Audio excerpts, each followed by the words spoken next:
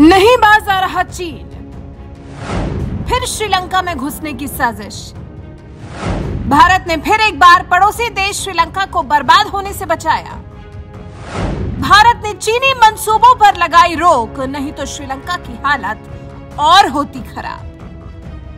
श्रीलंका धीरे धीरे कर अपनी धराशायी हुई इकोनॉमी को, अपने खराब हुए हालात को सुधारने की कोशिश कर रहा है, वापस ट्रैक पर आने की कोशिश कर रहा है, फिर सिर उठाकर दुनिया के सामने खड़े होने के लिए प्रयासरत है, जिसमें भारत श्रीलंका का दे रहा है पूरा साथ।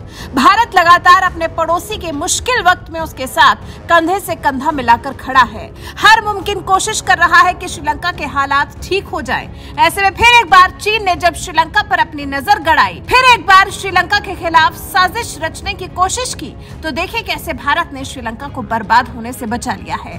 भारत ने चीनी साजिश को ध्वस्त कर दिया है। वो भारत ही था जिसने हम्बनटोटा में चीनी पोत के आने को लेकर चिंता जाहिर की थी, जिसके बाद आर्थिक संकट से जूझ रहे श्रीलंका की सरकार ने चीनी सरकार से कह दिया कि वो हम्बनटोटा बंदरगाह पर अपने स्पेस सैटेलाइट ट्रैकर शिप युआनवांग 5 की यात्रा को तब तक के लिए टाल दे जब तक कि दोनों सरकारों के बीच कोई सलाह मशवरा न हो जाए।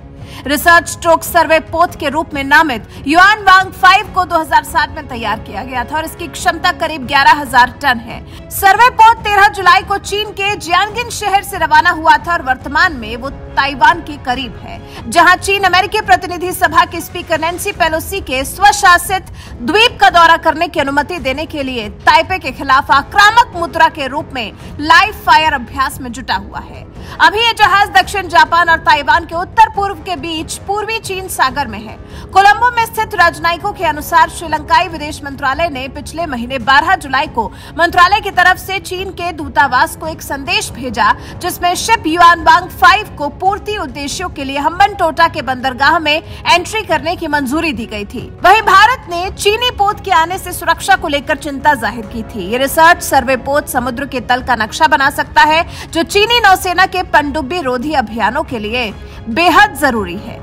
इस बीच में माना यह भी जा रहा है कि जब श्रीलंका ने हम्बनटोटा बंदरगाह पर अपने स्पेस सैटेलाइट ट्रैकर शिप युआनवांग 5 की यात्रा को टालने के लिए चीन से कहा, तो इस पर चीनी राजदूत ने श्रीलंकाई सरकार के साथ अपनी बात रखी थी और कहा था कि पोत को अनुमति देने से इनकार करने से द्विपक्षीय संबंधों पर असर पड़ेगा। जिसके बाद रानिल विक्रमसिंघे सरकार के कैबिनेट प्रवक्ता ने पिछले दिनों 2 अगस्त को जहाज को ईंधन भरने की अनुमति दे दी थी, लेकिन भारतीय नौसेना ने भी कोलंबो को सुरक्षा चिंताओं से अवगत कराया, जिसके बाद 5 अगस्त को श्रीलंका के विदेश मंत्रालय ने जासूसी जहाज को हम्बनटोटा बंदरगाह पर रुकने की अनुमति देने के फैसले को स्थगित कर दिया और उचित राजनयिक चैनलों के जरिए चीनी विदेश मंत्रालय के समकक्षों को लिखित रूप से इस फैसले से अवगत करा दिया। जिसके बाद ये साफ हो गया है कि चीन के दमखम और दबाव के बावजूद श्रीलंका भारत के साथ मिलकर भारत के साथ कदम से कदम मिलाकर चलना चाहता है।